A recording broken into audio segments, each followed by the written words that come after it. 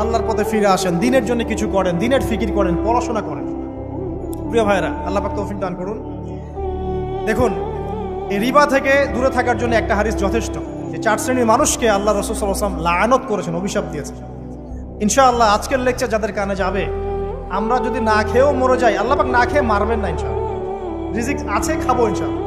কিন্তু হয়তো বা অভাব হবে, টাকা পয়সা একটু কম হতে পারে, অন্যের 10 তলা ফ্ল্যাট হবে, আমার হবে না, ঠিক আছে, অন্যের এত বিঘা বিঘা জমি আমার হয়তো হবে না। কিন্তু ইনশাআল্লাহ তাআলা এই যে দুনিয়ার মুসাফিরের জীবনটা, এটা মুসাফিরের জীবন না? মুসাফিরের জীবনটা কেটেই যাবে ইনশাআল্লাহ। কাটবে না? যে কোনোভাবে কেটে তো যাবেই ইনশাআল্লাহ। এই যে পরকালের জীবনটা একটা চেতনার শক্তি, জানেন? দুনিয়াতে যত বাধা বিপত্তি আসুক, গাল মন্দ খান, গীবত তহমত খান, কষ্ট হোক, নির্যাতন হোক, একটা বিষয় মনের মধ্যে শান্তি দেয়। কি শান্তি? যে এই দুনিয়ার জীবনটা তো আর চিরস্থায়ী নয়, এটা তো আর সারা জীবন থাকবে না।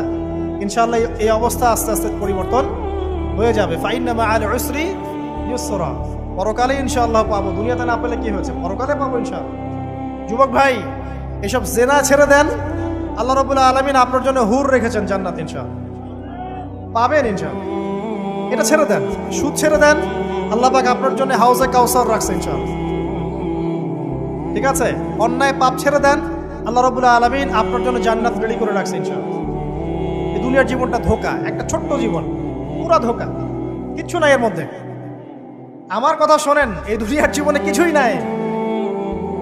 চারপাশে অনেক কিছু মনে হবে, আপনার বাড়ি আছে, গাড়ি আছে, স্ট্যাটাস আছে, টাকা পয়সা, প্রতিপত্তি সব আছে। আদতে আপনি একা, আদতে আপনাকে একাই কবরে যাওয়া লাগবে, একাই আল্লাহর সাথে হিসেব নিকাশ দিতে হবে। কেউ নাই সাথে, আমাদের সাথে কেউ নাই। কিন্তু আপনি মনে করছেন যে সেলিব্রিটিজম, বড় আমি পলিটিক্যাল নেতা হয়েছি, আমাকে সবাই চেনে, আমি ইকোনমিক সেক্টরে লিড দেই, রাষ্ট্রকে লিড দেই, আমি ধর্মতাত্ত্বিক ক্ষেত্রে লিড দেই, আমাকে দেখলে মানুষ বাহবা দেয়, ইত্যাদি ইত্যাদি। দিন শেষে আমি একা, আপনিও একাই, আমাকেও একাই যেতে হবে, আপনাকেও একাই যেতে হবে। এগুলো সব চারপাশের খালি অন্ধ মোহ, আর কিছু না। এই মোহের মধ্যে ঢুকে পড়বেন না, আল্লাহ পাক তৌফিক ইনায়াত করুন। নবী সাল্লাল্লাহু আলাইহি ওয়াসাল্লাম বারবার বলতেন, আল্লাহুম্মা ইন্নী আউযু বিকা মিন ফিতনাতিদ দুনিয়া, বলতেন না?